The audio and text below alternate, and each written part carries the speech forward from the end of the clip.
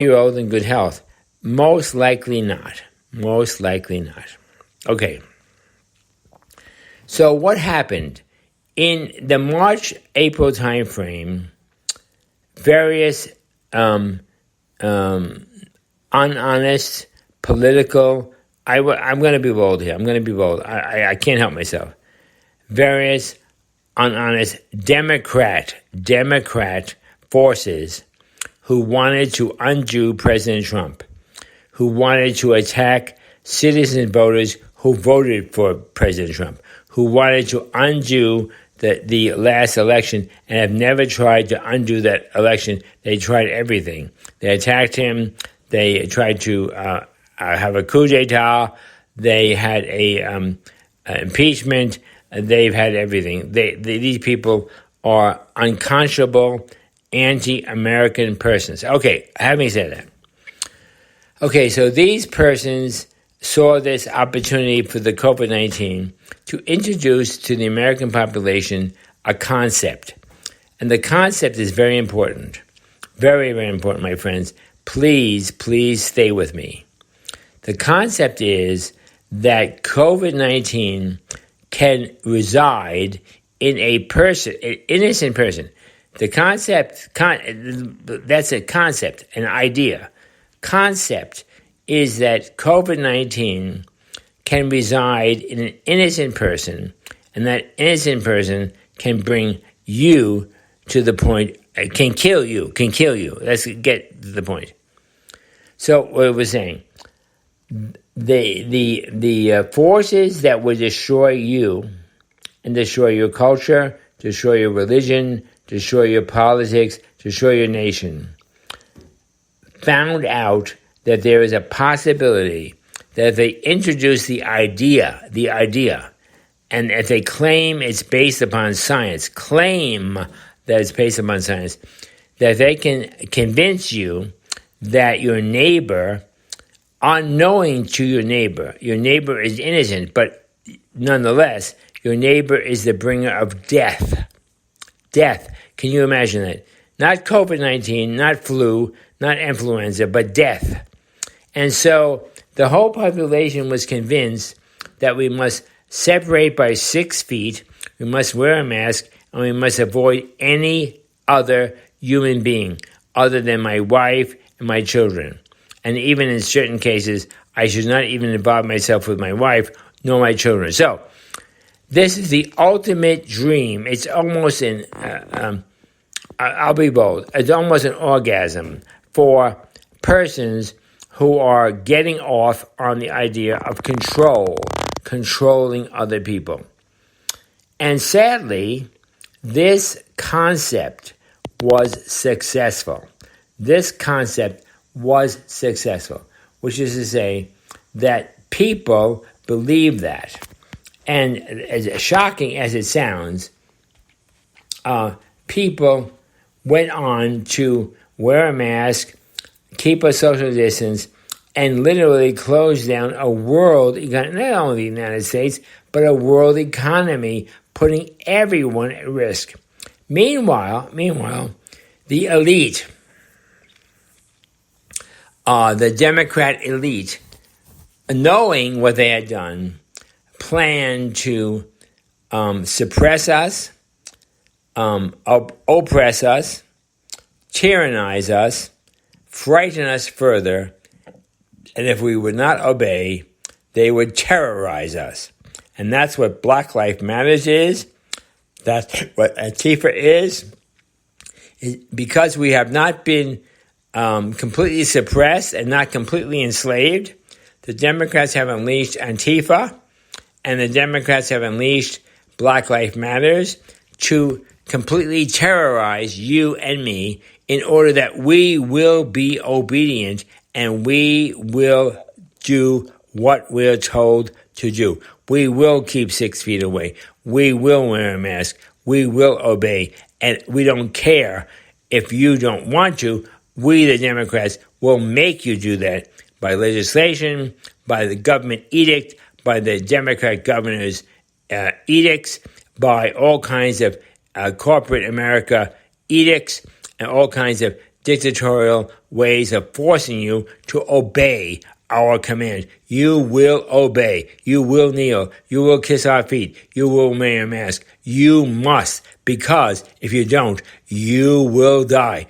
Not because we, the Democrats, did it, because your neighbor, your friend, and the other people, unknown to themselves, carry death in their bodies. And when they breathe on you and talk to you and share with you, they bring death to you. Friends, this is the perfect storm. It's the perfect storm of tyranny. It's the perfect storm of suppression, and the perfect storm of I never even thought of a possibility of this. This is Nazism. This is communism. This is Stalinism. This is any ism, Marxism, perfected. Marx and Stalin and communist linkers, and they would have never dreamed that they would achieve this in 6 months. 6 months to completely suppress, subdue, and force Western civilization, including the 50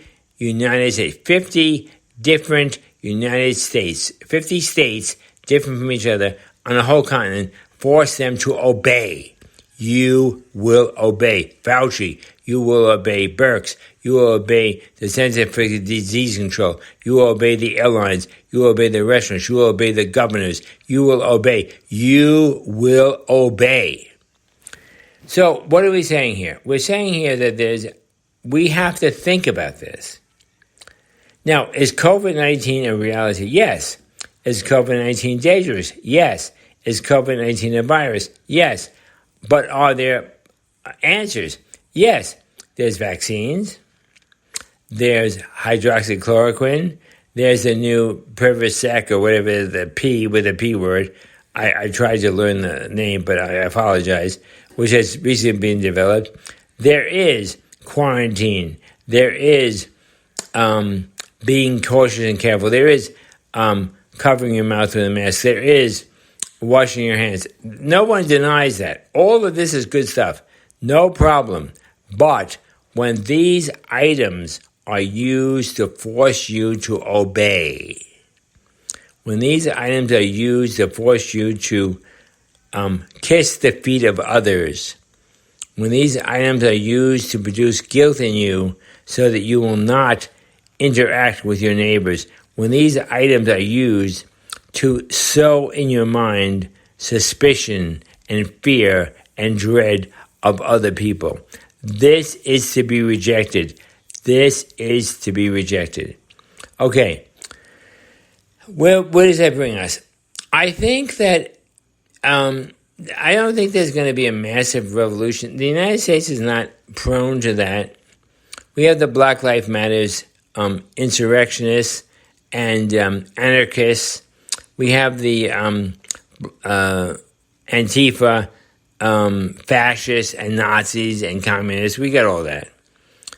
And we can deal with that because we can identify it, and we can, when they reveal themselves, we can surround them and we can suppress them as they should be surrounded and suppressed. However, the more insidious and the more dangerous issue is the fact that forces, powerful, moneyed, wealthy billionaires who have long ago divorced themselves from you and me, they don't want you, and they don't want me. We are deplorables. We are irredeemables. We are people who cannot be trusted. Think of the word. The presidential candidate, Hillary Clinton, called us deplorable.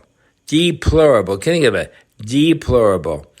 And then followed up with irredeemable.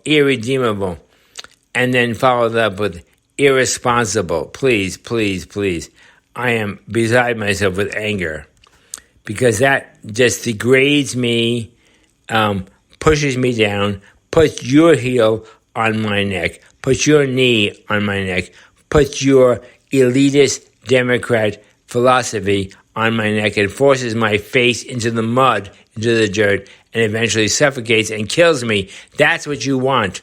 I don't want that, and I will not submit to that. Never, never, never, never. Okay, so what are we going to do?